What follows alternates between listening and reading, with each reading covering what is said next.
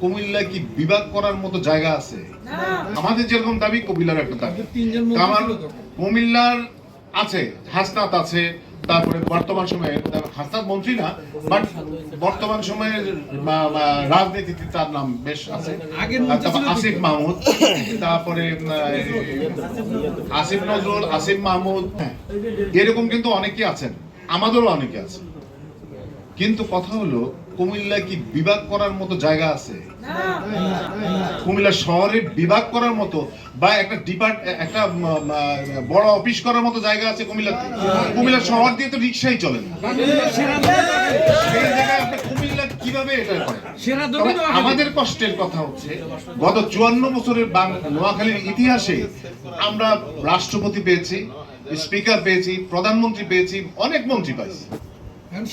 কষ্টের কথাটা কি জানেন? নোয়াখালী শহরে আজ পর্যন্ত কোন একটা মাল্টি স্টোরি বিল্ডিং কিন্তু গভর্নমেন্ট করে নাই।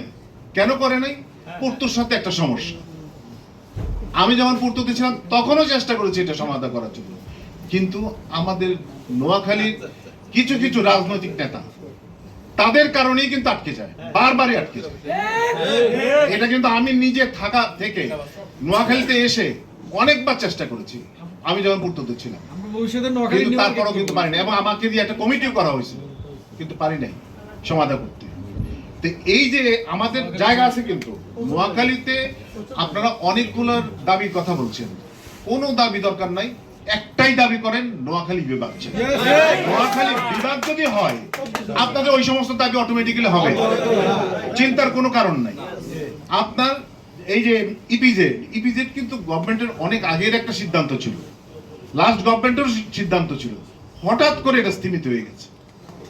তারপরে আমরা নোয়াখালী একটা ব্লু ইকোনমিক এরিয়া, সেখানে এটার যে ইনকাম, সেই ইনকাম দিয়েও কিন্তু নোয়াখালী অনেক দূর এগিয়ে যেতে পারে।